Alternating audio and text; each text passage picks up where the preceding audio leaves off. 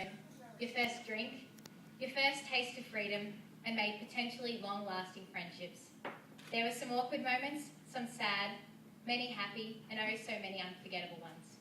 For me, 6 years of high school just finished over a week ago, and although I only have 5 more weeks of study and exams, I'm currently struggling to realise that it will soon all be over, that I will never again be walking to school with my heavy bag full of books and folder, chatting to my mate and sister about music and life.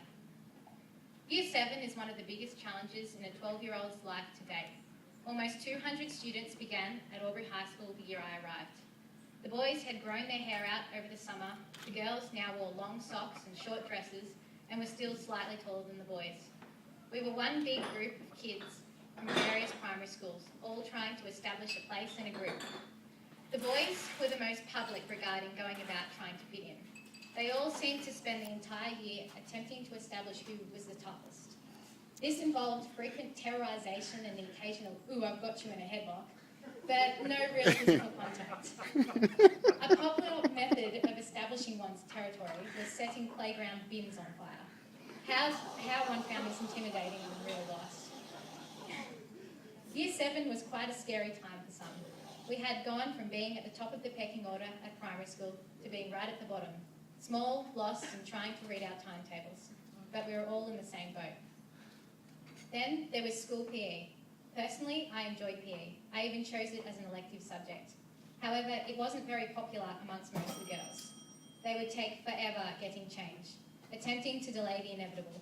They would sit there applying makeup, the 15th layer for the day, forging sick notes and deliberately forgetting their sports uniform. I really hand it to the PE teachers. One thing I did dread was gymnastics. The cartwheels, flips and jumps, they just weren't for me. One year I actually injured my foot in time for gym. As much as I hated being a cripple, I was thankful for the opportunity not to participate. Of course, school dancing was the one we all feared. Girls line up on one side of the hall, boys line up on the other. We all stood there, fingers crossed, hoping it would be the other sex's turn to choose partners. And if so, we were praying that we would save the humiliation of being the last one picked. The dances were the same every year. Heel and toe polka, barn dances, chicken dances, simple, repetitive, and thankfully as least physical contact as possible. Believe it or not, there were still boys frightened of holding girls' hands in year 10. I still think they thought we had cuties or something. Something I won't miss is school photo day. The junior kids were the worst this year. I swear I almost fainted from the toxic fumes of hairspray oozing from the girls' toilets. The juniors weren't scheduled till the end of the day and they had come prepared. The toilets were packed, but not a single one was using the loo. The mirrors is what they wanted. The makeup bags were out, straighteners and curlers at the ready. The boys, on the other hand, would have competitions of who could look the stupidest. Imagine my embarrassment when my boyfriend, who was looking fairly neat, got to the front of the line, then pulled his hair over into a massive comb-over, sat down and had his photo taken. School carnivals are a biggie. We all dress up in our house colours of Murray, Mitchell, Hobble and Hume. Sure, around there. The swimming carnival's when everyone gets involved. We are all in great participation for weeks winding up to the big event. We turn up pumped and ready, but no one is planning on getting into the pool. All the preparation was for boys to dress in bikinis and school dresses, and the girls as police, fairy, even an avatar, or just completely painted in house colours.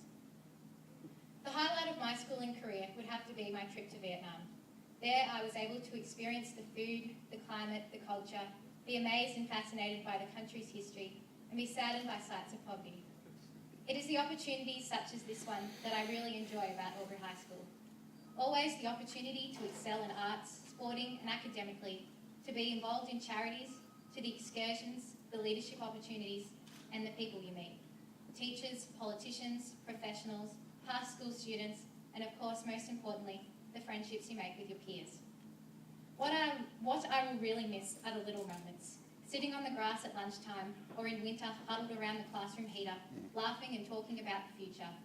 The handball games, the pretending not to hear the bell, cooking things over the Bunsen burner, classroom cricket in the science lab, those oh so amusing laboratory dissections, and getting owned by our teachers in a water fight on the last day of school.